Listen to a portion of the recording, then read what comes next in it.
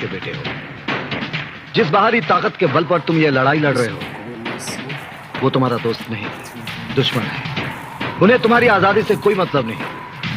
उनका मकसद सिर्फ हमारे देश में दहशतगर्दी को जिंदा रखना है। तुम्हारे लिए यही बेहतर होगा कि तुम अपने साथियों के साथ हथियार डालो। मैं तुम्हें यकीन दिलाता हूं, तुम लोगों को कोई सजा नहीं होगी। तुम सब फिर से एक इज्जतदार शहरी की तरह जिंदगी गुजार सकोगे। लगता है तुम्हारी हुकूमत हमारी ताकत से घबरा गई है कैप्टन। इसीलिए तुम्हें अहिंसा का अवतार बनाकर यहां भेजा है, ताकि तुम नॉन वायलेंस की बात करके हमें हथियार डालने पर मजबूर कर सको।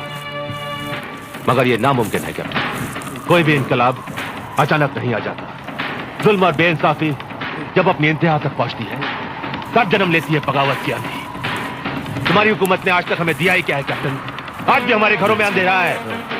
50 साल हो गए आजादी को मिले, लेकिन हमारी कौम के लोग आज भी गरीबी की लाइन से नीचे की जिंदगी गुजार रहे हैं। क्यों कैप्टन?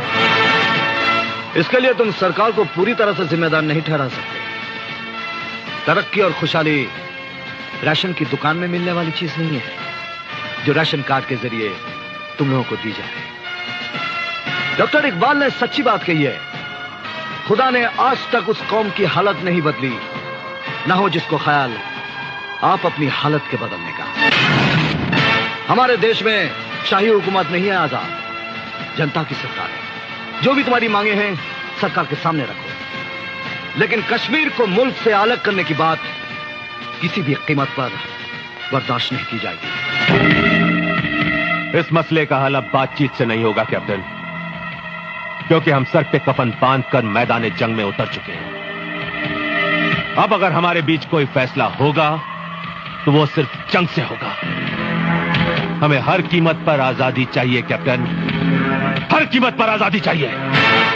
आजाद, इस वक्त मैं एक हिंदुस्तानी ऑफिसर ने एक भाई की हैसियत से समझा रहा हूं। रोक दो ये सब।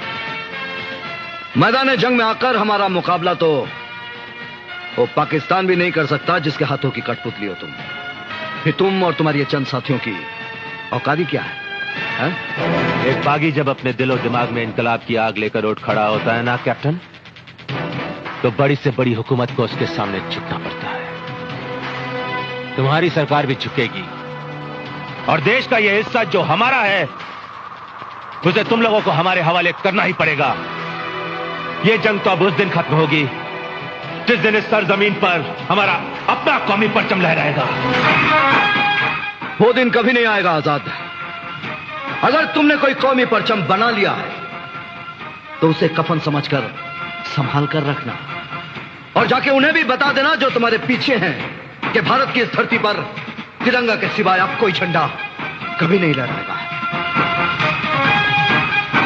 और एक बात कान खोलकर